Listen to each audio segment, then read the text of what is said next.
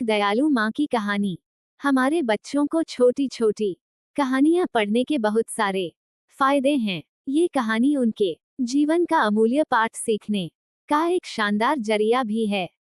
कहानी को समझने में भी उन्हें काफी सहूलियत होती है। अब तो नैतिक कहानियाँ, प्रेरणादायक कहानी खोजकर पढ़ना पहले से काफी आसान भी हो गया। बहुत पुराने जमाने की बात है। एक काफी बड़े हरे भरे जंगल के छोर पर एक गांव था। उस गांव में एक छोटा सा घर भी था। छोटे से उस घर में दो भाई और एक बहन रहा करते थे। उनका नाम डैनियल, निकोलस और मरिया था। उन तीनों बच्चों की माँ अलेक्सा थी, जो काफी दयालु एवं धार्मिक प्रवृत्ति की महिला थी। अलेक्सा उनके घर की हृदय थी। वह दयालु थी ही, बहुत प्यार करने वाली भी थी।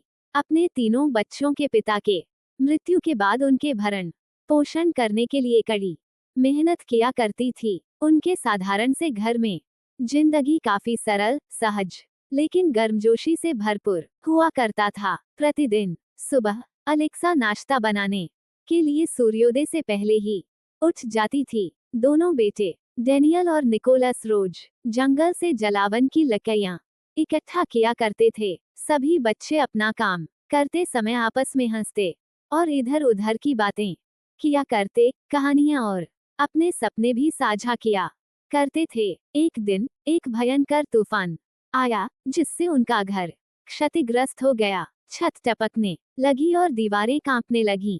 इसे ठीक करने के अपने प्रयासों के बावजूद वे अकेले इसका प्रबंधन नहीं कर सके। अपनी मां की मदद करने के लिए दृढ़ संकल्पित एलेक्स और डेविड ने गांव वालों से मदद मांगने का फैसला किया। जैसे ही वे जंगल में गए, भाइयों को चुनौतियों का सामना करना पड़ा। अंधेरे और अपरिचित रास्ते, जंगली जीव और गड़गड़ाहट की आवाज।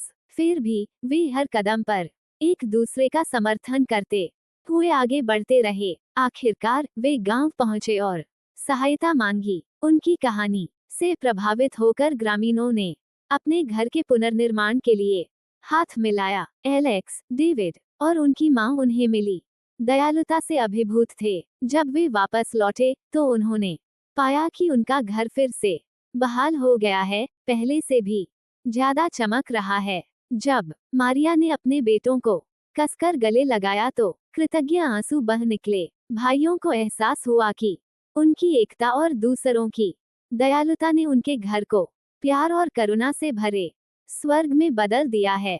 ये कहानी कैसा लगा कमेंट कर जरूर बताएं।